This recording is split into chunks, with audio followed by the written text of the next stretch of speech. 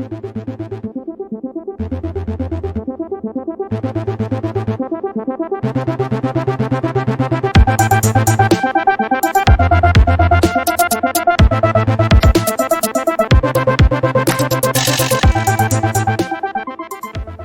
Sound Seekers. Happy New Year. This is our 10th episode, so it's safe to say that you're all really impressed with how far the show has come.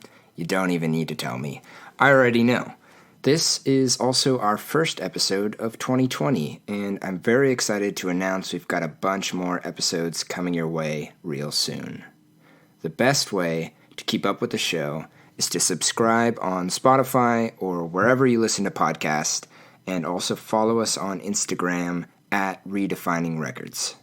So I've actually got a New Year's challenge for all of you. If you're listening to this episode, or if you listened to just a couple of the past episodes purely based off the person you know as the guest, then that's great. But I also challenge you to go listen to another episode with a guest that is seemingly completely random to you, that you've never heard of, and discover some new music.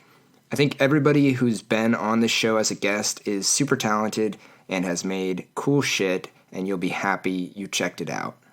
Like many of you listeners, I was at NAMM this past weekend. The whole music industry was there. I had a ton of fun, and I wanted to give a shout out to a couple of my favorite booths at the event.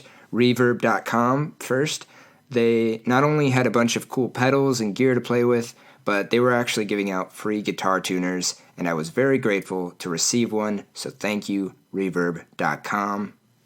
And of course, our sponsor, Eargasm Earplugs, they were there. They were giving away hundreds of their high-fidelity earplugs for free, which was amazing. If you didn't get a chance to grab a pair, they're still super affordable, and you can purchase them online for 10% off with the promo code SFT10 on their website, eargasmearplugs.com.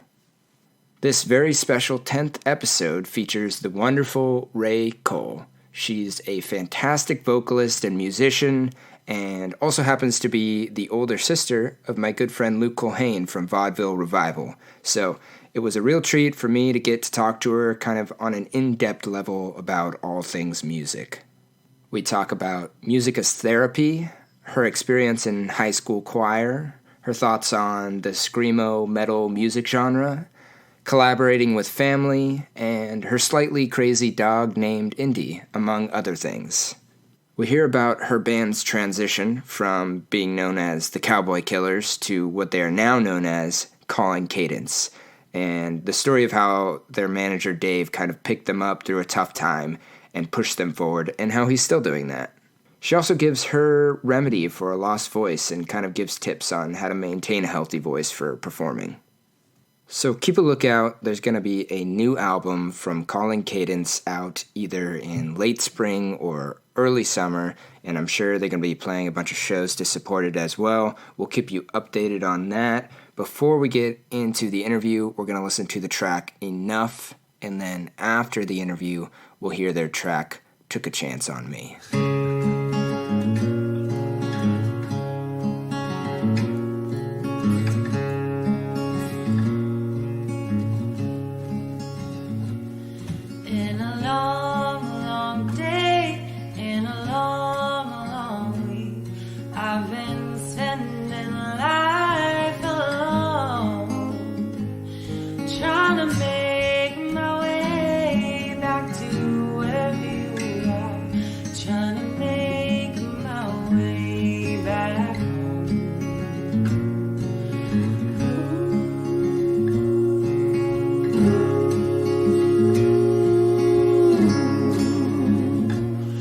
Been 40 days since I've seen your face. Girl, I think I'm losing touch. Living in and out these hotel rooms where the days roll into months. And so I'll sleep alone without you close. 'Cause you know I miss your touch. And if it's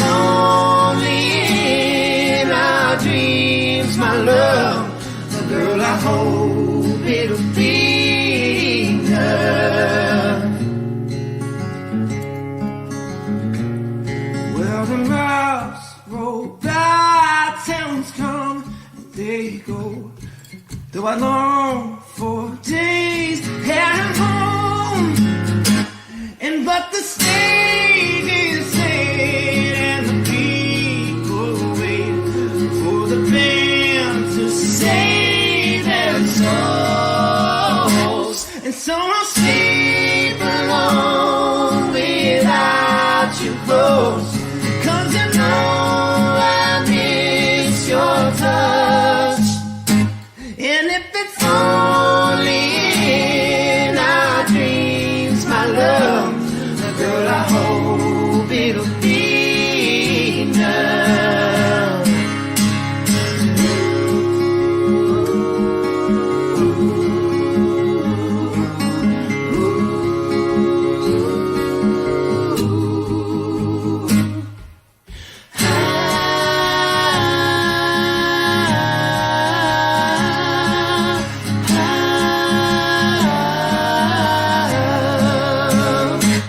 So I'll sleep alone without you close, 'cause you know I miss your touch. And if it's only in our dreams, my love, the girl I hope it'll be enough. The girl I hope it'll be enough. I hope it'll be enough.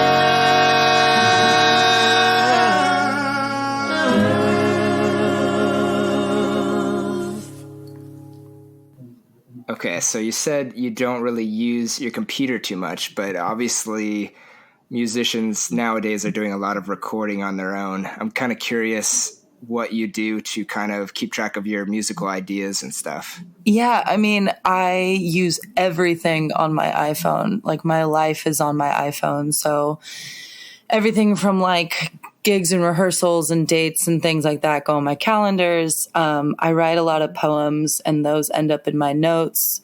My voice recorders are chock full with like ideas. Usually I'll, if I have an idea and it's like a chorus or a melody or something, I'll record it. And then if I have more ideas that kind of like, that start with like, if I have more ideas that kind of grow from that, I'll like add them on as separate voice recordings and just say like if I'm writing a song about pasta, you could say like pasta, and then my next recording would be pasta 2, pasta 3, pasta 4. And then eventually like, I come up with the full song. I'm such a performer that it's been a couple of times that I've had to record myself singing, in order to send it to other people. But other than that, like it's not really something I've dove into much, doing the home recording thing. Yeah. And I know most people do that nowadays, and it's something I've always wanted to do, but just ended up finding other ways to make music and to do stuff rather than sending things electronically. Yeah, that's interesting. So before we dig too deep into your beginnings as a musician and stuff, I just kind of was thinking about the fact that you are a gaucho, fellow UCSB alum. Heck yeah. And I feel like we never talked about the music scene in IV, or I haven't had that conversation with you. I was kind of curious if you were involved in the music scene, if you were performing and stuff in IV.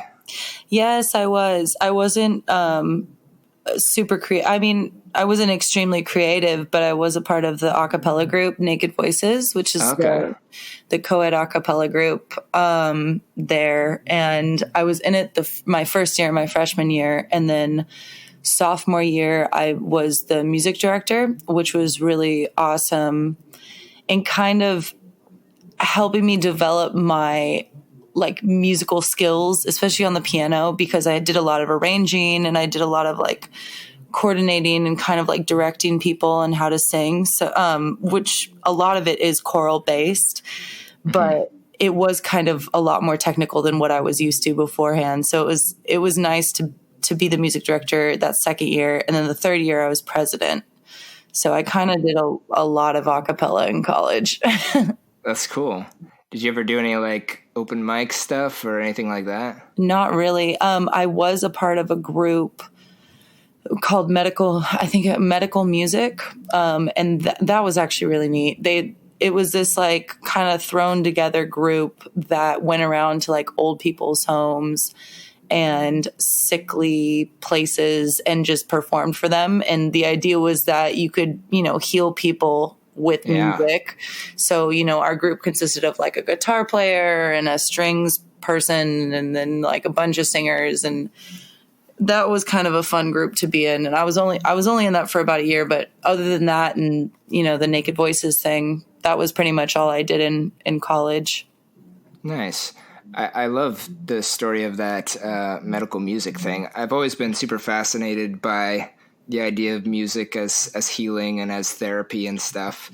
Oh, dude, I've had this conversation with so many people recently because, music, it's like, it's hilarious how like it's just amazing how you can be in a totally crappy mood and then, depending on what music you play, you can either bawl your eyes out or you can all of a sudden pick yourself up and start to get shit done around the house. And it's just, it's so amazing the way that music just affects your mood and, the way it affects your mindset too. They say like a lot of your healing comes from like your mindset and like, old people, it's proven that they can actually live longer just through strength of will, and like music can help encourage that. It's amazing. I love music so much for that aspect. Yeah. Do you ever find yourself like in any specific instances where you automatically have to turn on a certain song or a certain type of music to get you into a certain place? Oh, of course. I mean, I use music for literally everything. I was thinking about this the other day. I'm probably more of a music I've always been a music performer, but I'm very much also a music enthusiast in that I am so obsessed with so many types of music. And I mean, it's funny because I think it kind of wove into my indecisiveness of like, I don't really know what genre, like we can talk about this later, but I've been at a kind of like a crossroads of like, I don't really know what genre to go into next because I like so many different genres. Like, I mean, I listen to classical music, I listen to hip hop, I listen to R&B, I listen to country music, I listen to pop music, rock music, like every single type of genre I will listen to, and it affects me in different ways. So I don't know. I'm obsessed with music, singing and listening to it. That begs the question, is there any kind of music you don't like?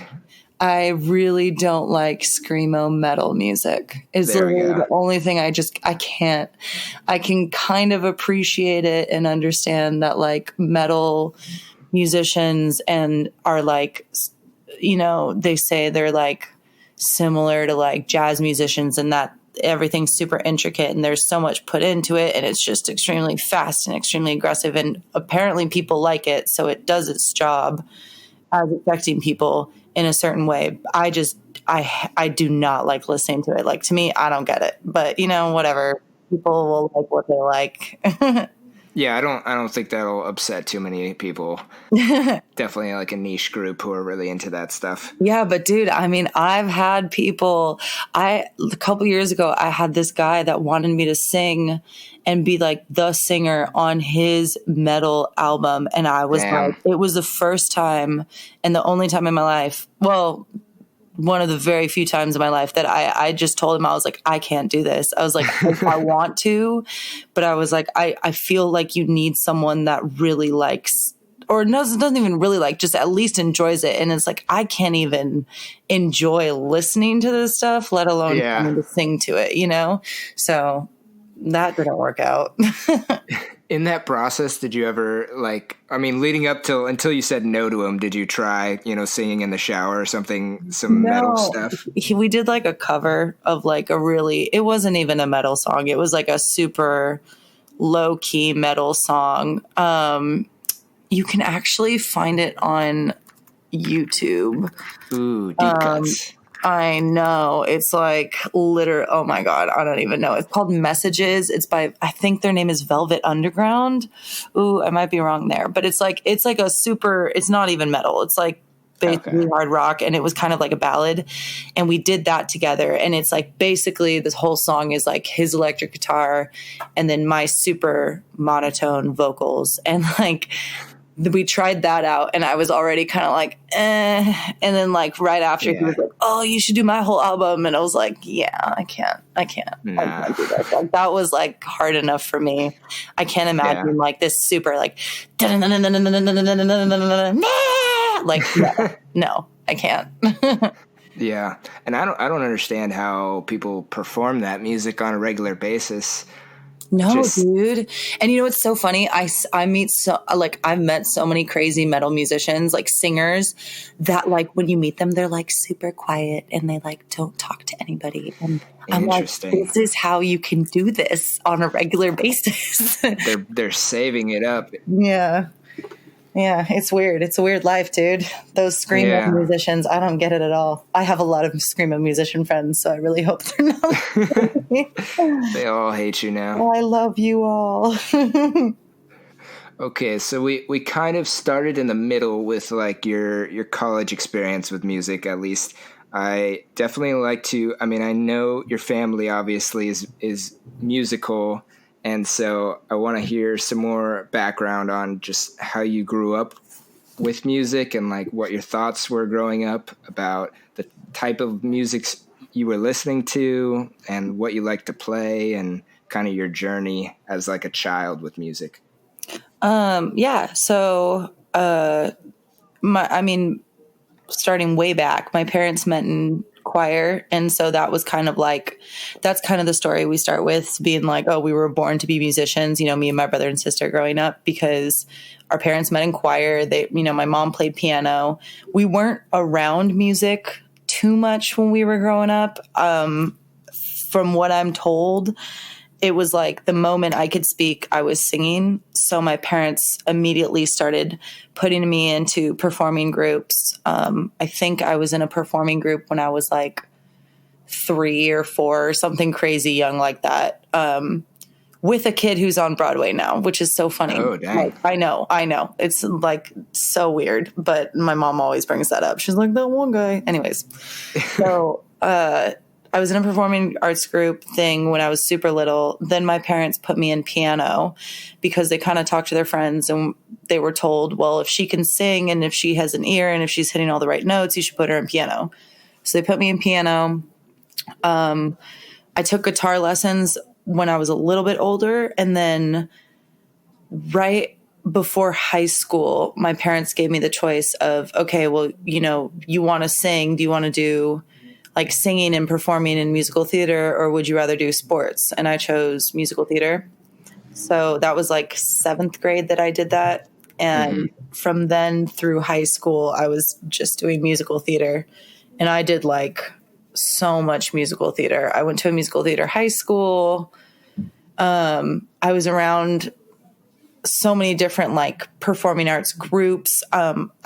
So I went to 2 different high schools. I went to a regular academic high school, Edison High. And then after school, I would drive across Huntington and go to APA, which is Academy for the Performing Arts. Yeah. For musical theater. And then, so I was, taking all the musical theater classes, dance classes, music, all that stuff over there. And then during normal school hours, I would go to like jazz club, choir class, the like fancy choir class that my normal high school offered as well.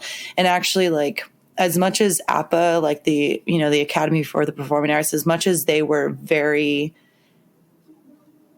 prestigious, most of my best education came from my my other high school teacher, my choir teacher. I mean, I credit him to knowing how to sight read, to knowing harmony so well, to knowing, how to sing and how to blend. Most of my skills today definitely came from actually Edison rather than APA. Well, I mean, APA gave me a chance to perform, and it definitely put me into a level that the experience was worth it, but I definitely credit my choir teacher from the other high school for kind of giving me my skills that I use today. Yeah, well, that's not so much a bad thing for the art school, but really kind of encouraging to hear about Edison as a public school, that they had such a good teacher for you there. Yeah, dude. I mean, and even my brother Luke, which I know obviously you're close with, but he always, it's so funny because he agrees with me. That choir teacher at Edison was so encouraging, and he was kind of strict, but it's that he gave kids the opportunity to learn. And if you paid attention and if you cared about it, he and granted, during high school, I was kind of screw this guy.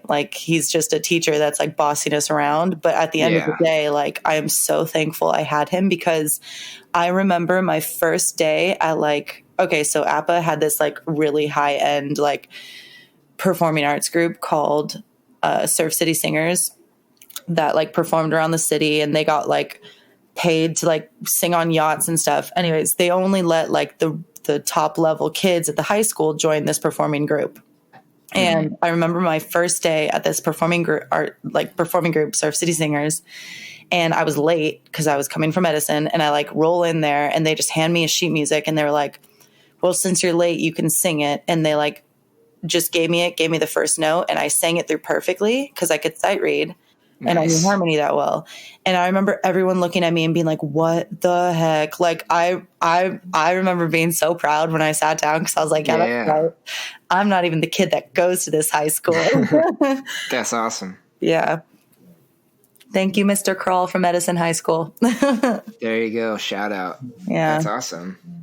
So would you credit him or your time during high school, kind of this learning period, as the time you decided to pursue music as a career, or did that come earlier or later? I mean, so that was a trip for me, because I did not know what I wanted to do in high school. I thought I wanted to be everything. At one point I wanted to be a marine biologist. I thought about being a vet. I thought about going into and being a reporter and in news. And I could not decide. And eventually, when it was time to apply for colleges, kind of last minute, I was like, you know what, I'll apply for music. So I started super quickly getting all my stuff together and applying for things.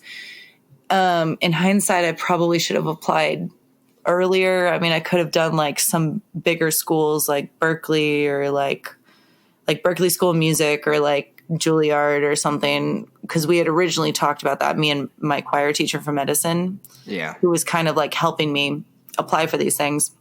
But I ended up getting into the music program at Santa Cruz, San Francisco State, and UCSB. But I ended up choosing UCSB, and the first week of classes, I remember going in and seeing how competitive all the girls were and how classical the program was. And I was like, yeah, I really don't want to do this. Dang. So I dropped out of the music program and ended up doing communications instead in college, while doing, a cappella as well. And that ended up being really cool. But yeah, it was weird because I kind of kept on going back and forth, not really knowing what I wanted to do. I wanted security in my life. At the time, I thought it was the right thing to do. If I'm going to a university, I should do something more academic rather than music. So I ended up doing, the academic side rather than the music thing, which, doesn't matter nowadays because now I'm doing music. But at least it was, it was a good experience nonetheless. College was great. I'm grateful for it. I got to do naked voices and a cappella. So my music wasn't, my music life wasn't killed. And who knows, had I gone into music as my major, maybe I would have been burnt out, or maybe I would have eventually decided it wasn't my thing. Maybe the fact that I did wait until a little later in life kind of gave me the, encouragement to actually go through with it as a career. Who knows? Yeah. No, that's a super good point. I always think about that myself. Just when talking to any musician, it's kind of funny. People come to it at different points in their life and from different angles and different backgrounds, and you never really know what would have been different if you had done something earlier or later. Yeah, I mean, dude, one of my best friends from high school she's an amazing singer, and she went to a music conservatory right out of high school, and then went there for 4 years, did nothing with her major, and then went and got her master's in psychology. And now she's not doing it anymore. And I haven't I talked to her. I don't know what happened or what she, decided to do. But I think about that all the time. I'm maybe what if I did go into music and then just decide after a couple of years that it wasn't for me? And whereas now I'm actually things are actually happening for me, and maybe it was a good thing that I waited. I don't know. Who knows? Can't change the past. Very true. Always true. I mean, you kind of mentioned just how a lot of people who start early, and even people who don't start early, I find a lot of musicians do kind of burn out and do get exhausted. And I mean, there's so much frustration and hard work that goes unnoticed. And do you ever have those emotions? How often do you feel kind of more despair about being a musician versus the good stuff? I mean, oh my gosh, there's so many nerve-wracking moments. There's a lot of moments where you feel like you're not doing enough. And, I live by myself in an apartment in Santa Monica and with my dog. And so, I have to make money. So I'm working a bunch, doing something I don't want to do for the rest of my life. But it's stressful to see people, especially on social media and stuff, who have more free time, who can do stuff. And you compare yourself to them and you think I should be doing more. For instance, I have a perfect story. I have a really good friend of mine that is I feel like he does so much. He's a drummer and he plays in 3 bands, and he's always, getting gigs and whatever, but he's a bartender at I think BJ's. And he was telling me, and this is a kid that I look up to, that I compare myself to as I should be more like this guy. Mm-hmm. And he was telling me one day, he was like, man, I'm just having so much anxiety. I feel like this career path isn't for me because I'm not doing enough. And I was like, dude, if you feel that way, then what the hell am I doing? Because and other people are looking at me and thinking the same thing. So it's just, it's there are pretty much your entire life is just, unless you're stuck in a room with a bunch of musicians having a good time creating stuff, or even if you're by yourself having a good time creating, unless you're in that moment, pretty much every other moment, you're concerned that, at least for me, maybe it's just my anxious, constant, anxiety going on. But every other moment of my life, if I'm thinking about music, it's stress, because I'm oh, what should I be doing differently? I should be doing more. What can I be doing right now? And it's kind of a constant drive to be doing better, but it's also kind of, it's hectic. And you dream of the day that something happens where you can be a little stable or a little settled for a moment, making enough money to where you can be performing all the time and you can be happy doing that for a set amount of time. But I guess that's, that's the career we're in, is that or that the career I'm in is that, it's just never going to stop. You're always researching for the next gig, the next project, the next song, Yeah. No, it's kind of funny because I feel like you said both things I was thinking was just that you're waiting for that that place that you can reach where you've got stable money and you can perform as much as you want to perform and you have time to be creative.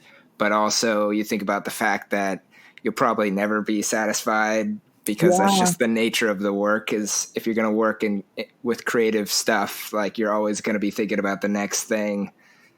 Yeah, dude.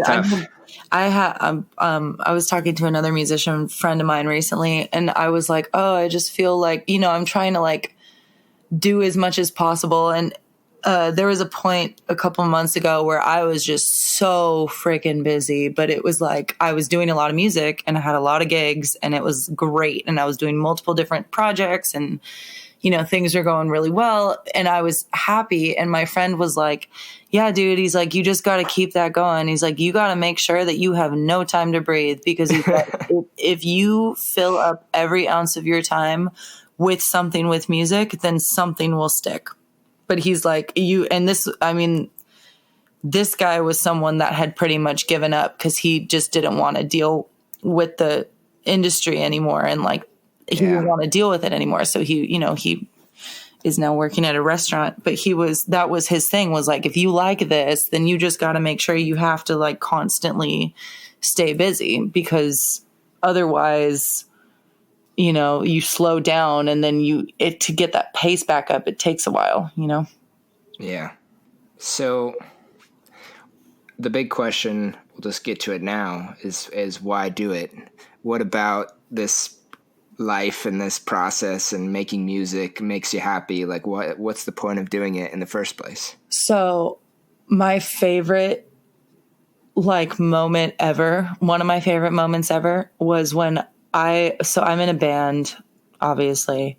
And when we first got our shit together and like I had just joined the band and we had done a bunch of rehearsals and we had this like showcase that we performed for all of these like kind of like semi-important producers and like, rich people and in a fancy part of LA in this like massive giant house. And it was like our first performance as like a threesome because they were a duo before I joined. And we performed and it was like for a moment, like I had made it. Like it was like, like we had made it. Like you could hear a pin drop when we started singing because we sing in 3-part harmony. You could hear a pin drop at the end, like at certain points of the song when I feel excitement to be singing them because they just move me so much. You could hear other people in the crowd just be like, and like that I remember being so happy at that moment. And then after the show, when we went outside to like talk to everybody, my friends were trying to talk to me and I had a crowd of people around me just trying to meet me and talk to me. And it was like, it's not about the fame. It's about moving people in a way that like singing moves me. And if I can perform and like create that excitement over something that I am like making on stage, like there's nothing else in the world that is better than that. Like it just puts you on a high that you just is so magical. And it's happened, I feel this high every single time I perform, but that show was like the greatest. Like I felt for a moment, I was like, this is what I want to do. Like this is insane. Like, that moment. It's just, and like I said, it's happened a couple, like I have it every time I perform. Every time I perform, there's a high that you hit, but like, I will never forget that show because that was like, oh my God, this is like literally what I want to do. And, being a musician, like I hope that that's not the only time I get to feel that intense high, like I want to chase that again and again and again and again and again. And that's why you put yourself through this like horrible waiting period where you're like, I don't really know what's going to happen next. I guess I'm just going to keep on going until I can find that drug again. And then, it's magic. It's like when that moment happens, it's like it it makes so much sense. It's just, you kind of have to trust yourself that feeling is like there, you know, in the in-between times. Totally. That is a very great way of putting it, and a great story. I am emotionally stirred just hearing about it. No, that's dude, really cool. It was crazy. It was like, yeah, it was, I could not believe that was our first show as like a group, and people were just like, and I saw videos of myself on stage, and it was like, I don't even remember what I was thinking. I just remember being so happy, and like, we looked great. We sounded great. Like it was just, it'll happen again. It'll happen again. It won't be the last time. Yeah. You know, if it happened once, it could happen again, and it could be bigger the next time. So that's why I do what I do. That's such a funny way to start as a band on such a high, because you're like, wow, the potential, obviously the best part about it is like, you know, the potential is there right away. Yeah. For big and great things, but it's also intimidating to be like, okay, let's keep this up. I mean, yeah. Oh my God, I have so many stories. One of the few times so the few times after that, we performed for a couple like little low key places in LA. And there was this one, sorry, I'm just going on a tangent, but no, that's what it's all about. There was one show we did. It was like, I don't know, maybe a few shows after that, like big one. And we were performing in the Viper Room, which is like in West Hollywood. And there's like the two stories you go in, and then there's like the downstairs bar and then the upstairs bar. And the downstairs bar, we had already kind of like, I mean, in a very low key sense, made a name for ourselves. Like people in our circle and in our music friend group kind of, you know, they had heard of us. They'd seen videos, like they knew what kind of music we sang. So like people kind of had heard of us already. And we performed in the downstairs bar of the Viper Room. And like our manager is there. He just like, you know, we just got this manager guy. He's like there watching us. There was this like drunk dude who came on before us, and he was like a mess. Like it was horrid. So he leaves. He like clears out the whole room. Everyone leaves. We go up there and we started singing, and they had a jam on in the upstairs. And out of nowhere, like, you know, two people come downstairs and they're listening to us. One of the person goes upstairs. They like grab a handful of other people, and like one song, we filled up the whole room again, just because everyone wanted to see us. And it was like, we haven't performed recently because we've been in the studio so long. And I think about these stories of us performing, and I remember how like those moments to me are like, those are the exciting moments. You know, that's like why you do what you do, or like when people show for your music and they love listening to it, and they're involved, and they just want to like be like engulfed by your music. Totally. And like, I can't wait until that happens again. I miss the shows so much. The recording is like a whole different process, but you know, the shows are like what I live for. That's great that you're still feeling that excitement even after the whole recording process, or during it at least. Yeah.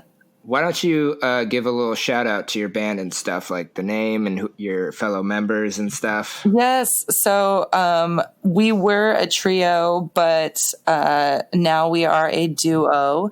It's Oscar Bugarin and I, and he is a wonderful he's pretty much the best. Sorry, Jake. I know Jake Marino is also an amazing guitarist, but I gotta give love to Oscar. This guy is like, and he knows it. He's like one of the world's most insane guitarists. He's so good, and he's going to be so successful. And I'm so grateful to be his bandmate. But he's my one and only bandmate. Our band is called Calling Cadence.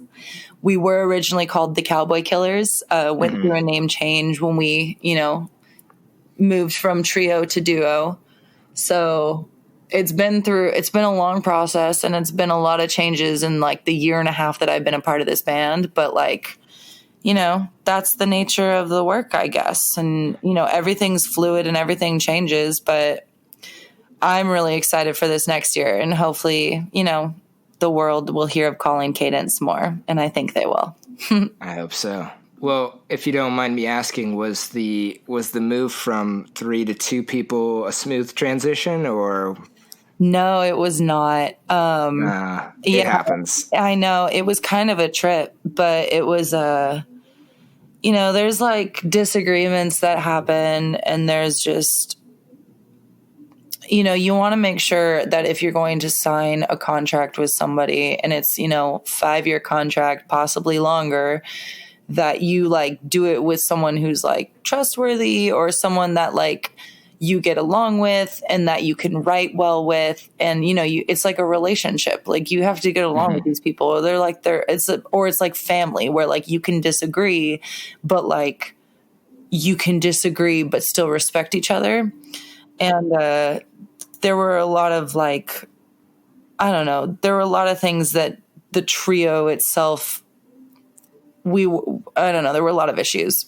So it was really, it was kind of stressed me out a little bit, because at a certain point we went from a trio to nothing. And it was like, okay, well, we just did really amazing, and we're like literally killing it, and people love our music. How did this happen? Like, it was insane. And it was like 2 weeks that I was like, I don't really know what I'm doing anymore. And it was kind of stressful, because it was like we were killing it. Everything was very going stressful. So well. And then everything just fell apart. And like, eventually, we have this manager that is like really kind of picking us up. And he kind of, Dave, Dave, I'm so sorry. I can't think of your last name right now. Don't kill me. But,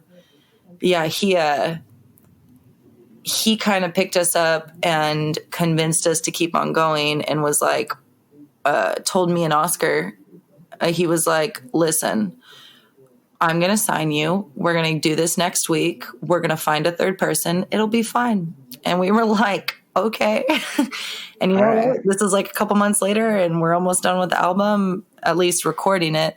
We're about to start mixing, but we're going head first into it, and it's worked out so far. And I guess, we're just going to figure it out from here. Yeah. On to bigger and better things, I think. Yeah. And we have Dave to thank for it, I guess. Yeah. He's been pretty good at like moving us forward. 'Cause me and Oscar are definitely like, Oscar's like my brother. So like, when we hang out, like it can turn into like a big hangout session, but it's nice to have someone that kind of like can help drive us and give us deadlines and, help guide us and hopefully give us bigger and better opportunities. Definitely. That's what a manager is for. Yeah. Glad to hear he's doing his job. Speaking of brothers, you did a little bit of work playing shows with Luke kind of earlier, like last year, I think. I was just kind of curious to touch on that, what it was like performing with your brother, your actual brother, and kind of just what that meant to you and what the interaction was like. Yeah. So when I first decided I wanted to go right out of college, I was working in like an office environment, and I hated it.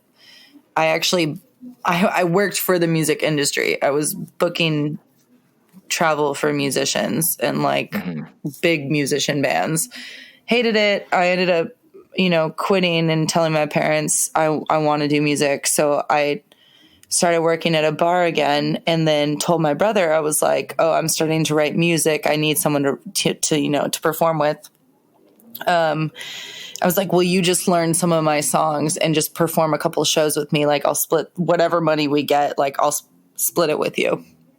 We didn't make a lot, but it was like, I only got us gigs that we were going to get paid for. I tried to make it worth his while, because it was really hard to convince him. He like did not want to perform with me. It was kind of like at first he was like, yeah, sure. Sounds good. We get paid a little bit. It'll be great. And then like after a while he was like, no, I don't really want to do it anymore. And like, I don't know. I like to sing, but band leading is like, it's not second nature for me. So it was kind of like, it was hard for me to convince Luke, especially because Luke is like, oh, I want to do my project and I want to do all my stuff. And like, you know, I felt bad sometimes. And he was really, I mean, he was also really awesome to help me out and learn all my songs and perform with me. And we had a good time. You know, I convinced him to sing on stage with me. It was great. That's awesome. Yeah. I think it's a cool little experience, even short-lived. It's cool that you guys did that. Yeah, we even wrote a couple of songs. I think, he wrote me a song and then we wrote one song together. But yeah, I love singing with Luke. It's easy because I can talk to him normal. You know, there's no like, oh, I gotta, you know, I don't have to be like, oh, watch what you say around this person because they might not understand what I'm talking about, or like, I don't have to think about what I'm saying. It's like, this is just, Luke's like one of my best friends. Like, you know, we grew up with each other. So it's like, if I'm like, oh, you're off key, or I think you're hitting the wrong note, it's not like wacky. Or he could be like, oh, I don't like that chord, use this chord. And it's not weird. Well, we kind of like critique each other because we're just that close. And we also, I think we kind of sound similar. Our styles can match very well at certain points. Yeah. So when we sing together, it tends to sound cool. That's awesome. So I'm curious, you're somebody who obviously is very focused on performance and really enjoys the performance aspect of music. I'm wondering what you do to prepare for a show. I don't drink the night before. Okay. That's what, like, some people drink a lot, some people don't drink, you know. It depends. It depends on the show. I mean, like, so I do a lot of like, I'll get hired for like background singing gigs here and there. Mm-hmm. And for those, it really depends on who hires me, you know, like what I have to learn. Like if I know all the music, like I won't do any prep. I'll literally just like, you know, go to the rehearsal if there is even a rehearsal. But like if I know all the songs, I won't even run through it. Like I'll wake up the day of and maybe I'll do a couple like vocal warm-ups. And I'll try to sleep in because I've found like I got really sick last year and I could not sing. It was awful. Mm-hmm. And I couldn't tell what it was. It was like, I was like, you know, drinking water. I was not drinking as much. I wasn't smoking weed. It was like, I was trying to just preserve my voice. And for some reason, I just kept on losing it. And I was like, dude, I couldn't tell what it was. So I started sleeping more. And it was like the one thing that I noticed made a difference in the way that I sounded and the way that I could sing is that, you know, if you sleep in, it actually helps your voice. At least it helped me. So like if I start to feel myself coming down with something, or like, you know, if I feel myself tired, vocally tired, I'll just, you know, give myself the chance to sleep in more often because for whatever reason that would just cure my voice, you know, on top of like throat coat tea and other stuff. And then show days, I will drink one drink before the show, one drink during the show, if any. And then, you know, if I want to make it a crazy night, I'll drink afterwards. If not, you know, I'm done. But like, it is nice to have like a shot of whiskey or something before the show. Yeah, loosen up a bit. Oh, for sure. And especially whiskey. It's the whiskey and wine. Those are my alcohols. Wine is like the best to sing on. I don't know why. I love it. And whiskey's just like standard. Can't go wrong with Jameson, you know? Yeah, that's cool.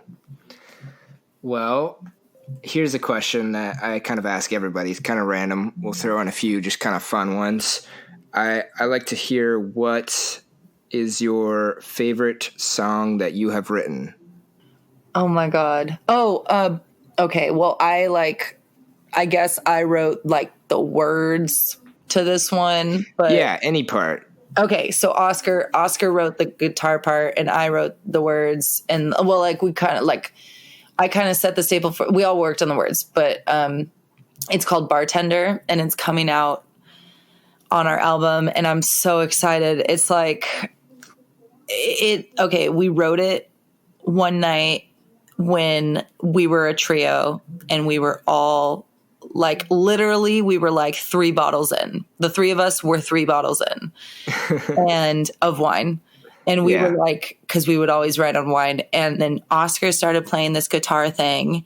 And I have a video of like us sitting there, cause I was just trying to record whatever came out, you know, you try to record like, oh, maybe we come up with an idea.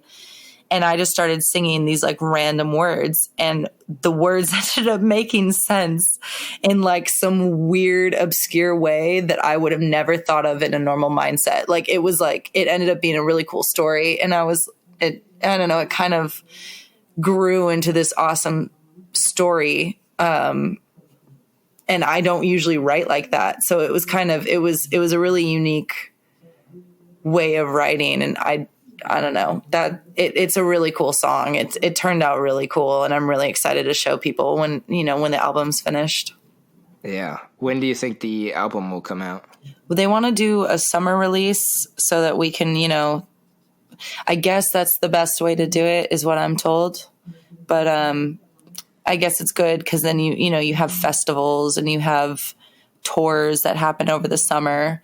So maybe like late spring. I don't really know. Okay. We're done recording. We just have to, sit down and mix everything, which I guess will take a while as well. So I don't know. The goal is like late spring, early summer, but obviously I'm going to keep everybody updated, and I'm going to post it everywhere once we have an actual date. Of course. Cool. Well, what are you listening to right now? What kind of music are you currently into? Oh, dude, everything. I don't even know. I was like thinking about it today. I don't know why I was thinking about that. But literally everything. I mean, acoustic soul is awesome. Can't go wrong. That's like a channel or I guess a playlist I'll run through. Spotify has all those like pre-made playlists. Oh my gosh, my neighbor is hacking up a lung. Sorry. It's okay. We get some ambiance. I like to really capture the moment. You can hear what's going on next to me. There's a band I really like, and they're actually similar to our sound of my band, Calling Cadence. They're called Wild Rivers, and I love them. They're awesome. Wild Rivers, nice. Yeah, they're like, I think it's like a 4 or 5 piece band, but there's like 2 people that sing. There's the girl and the guy, and they just do duet stuff. And I'm just, every single time their songs come on, I'm like, oh, I love them. I love the girl, Maggie Rogers. Oh yeah. She's great. Dude, I was talking to a guy the other day. He works at the studio we're recording in, and he's friends with her. And I'm like, shut up. Oh, dang. I'm like, tell her that I love her. She's amazing. I'm such a fan. Introduce me. Yes, I know. She's amazing. She's such a good songwriter too. Let's see. What else do I like? There's Johnny Swims, another band that's similar to Wild Rivers. They're kind of like a duo type of thing, boy and girl. I think they're dating or something, but they have a lot of like good harmonies. What else? I'm kind of looking through my Spotify. I love Louis the Child. I love Louis Capaldi. Everything, dude. Solange. Oh my God. I've been getting into like old Solange. So like, ooh. Dude, I've never been an R&B person. And then like, for some reason this year, it's been like R&B everything, like Ella Mai, Solange. What else?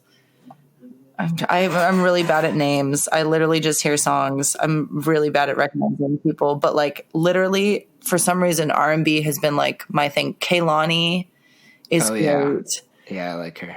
Oh my God. It's been so weird, but I don't know. I love singing along with that kind of stuff. Yeah. Okay. I was just going to say there's one fun thing I like to ask people. You've got your Spotify open already. I like to ask what the last song you saved was. The Moon Song by Walker Burroughs. Interesting. I don't know it. Sometimes it's just random. I don't even know what it is. Oh, okay. It's like this kind of music. Can you hear it? Yeah. Like, I love that kind of stuff. I will walk at like midnight to the beach with my dog and just play that on my headphones, and just like, it just feels like you're in the woods and like listening to nothing and like watching, you know, fireflies. And, you know, when you get to the beach, you can watch the ocean waves like fall back and forth and watch the stars twinkle. And it just feels magical. Like, I love acoustic stuff like that, like folky music, you know? Yeah, I get you. Tell me a little bit about your dog. He is sitting right next to me. He is in love with me, and I love him too, but he is like, I am his world, and he is the sweetest little dog, but he's kind of a little crazy. Oh, yeah. He's a King Charles Spaniel mix with a Papillon. So, you know, he's got the loveliness and the you know, the cuddliness of a King Charles Spaniel, and then like the crazy active barkiness of a Papillon. But like, he chooses when he wants to be which one. He's super social. I love him. I brought him to a party recently, like a jam party, and he's so used to being held or like being next to me. And I was like, I needed to, you know, to sing at the microphone. So I like handed him off to these girls, because he's great with girls. I was like, here, can you hold him? And I like run up there to go sing, and I'm like singing, and I was singing in background for this song. And I look over at him, and he's just looking at me terrified.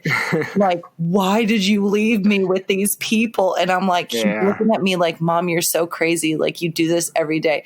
I'll like sing at my keyboard all the time, and he will sit on my lap and just listen, or he'll sit next to me and just watch me sing. I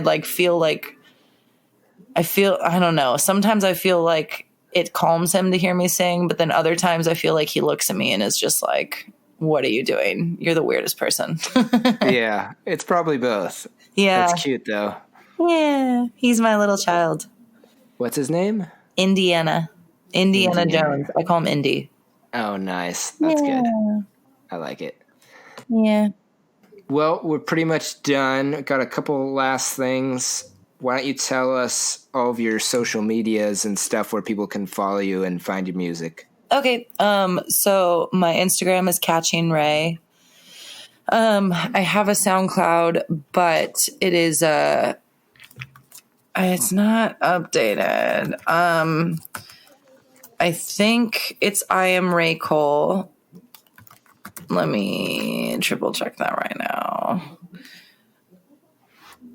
Yes. So SoundCloud, I'm under I am Rae Cole. You can hear me and Luke do a cover of Wagon Wheel. I do another cover of Turning Tables. And then I have a few like OG originals on there too.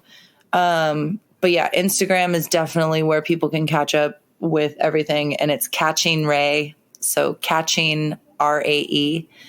And then other than that, yeah, that's pretty much all I have in terms of social media. Cool. Or everything that I update is just Instagram and maybe the SoundCloud. Eventually, you know, our band is going to have an Instagram, but it's not really solidified yet. So, you know, everyone can just find out the information through my Instagram, and then eventually I'll post something about, you know, the band. Yeah, we'll keep everybody updated. Yeah, for sure. Okay. And I always ask if the guest would, if possible, shout out another person I could potentially interview on this podcast. Yeah, Oscar. Oscar would be great. Oscar Bougarin. He is, again, my lovely bandmate. I adore him. I think he's wonderful. And, like, he's so super duper talented. But you can find him on his Instagram. I think it's just Oscar Bougarin, which is OscarBugarin. Yeah. And I'm sure he would love to talk to you. He just did another interview recently, so he's blowing up right now. Cool. I'm excited. Well, thank you for being on. It's been a pleasure talking to you. Thanks. Yeah, it's been fun.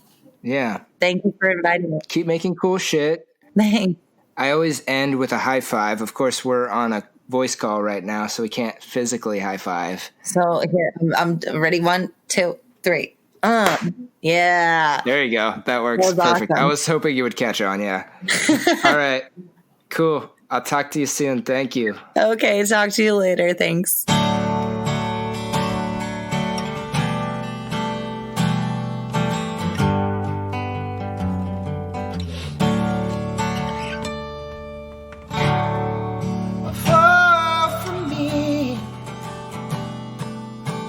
May not look like the person that you thought I'd be.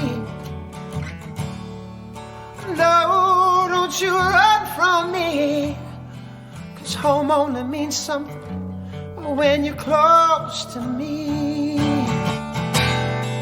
So come on now, darling, 'cause all I've got is time. Oh, you took a chance on me, don't regret it. You took a chance on me when you fell. You took a chance on me, don't regret it. You took a chance on me when you fell.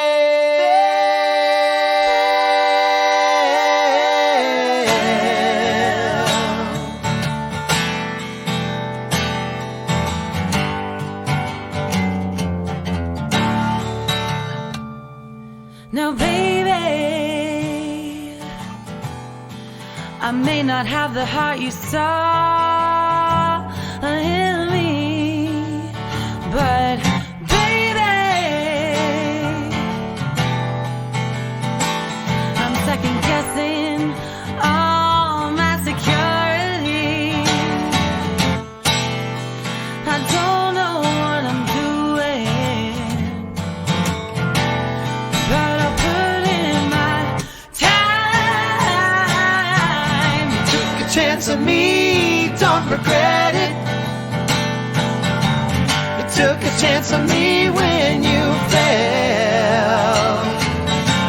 You took a chance on me, don't regret it. You took a chance on me when you fell.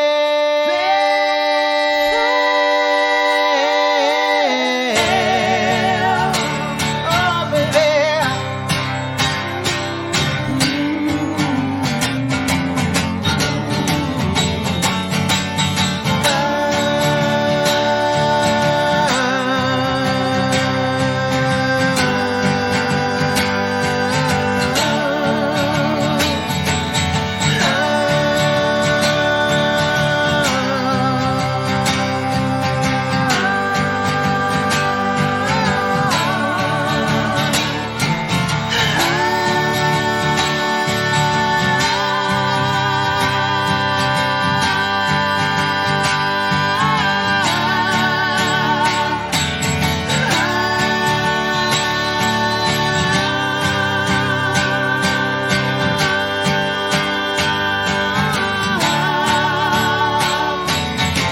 You took a chance on me, don't forget it.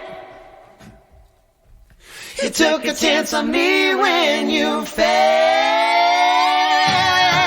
You took a chance on me, don't regret it. Oh, no, baby. You took a chance on me when you fell. You took a chance on me, don't regret it. You took a chance on me when you fell, baby.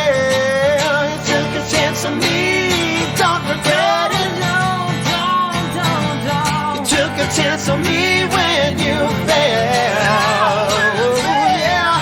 You took a chance on me, don't regret it. You took a chance on me when you fell.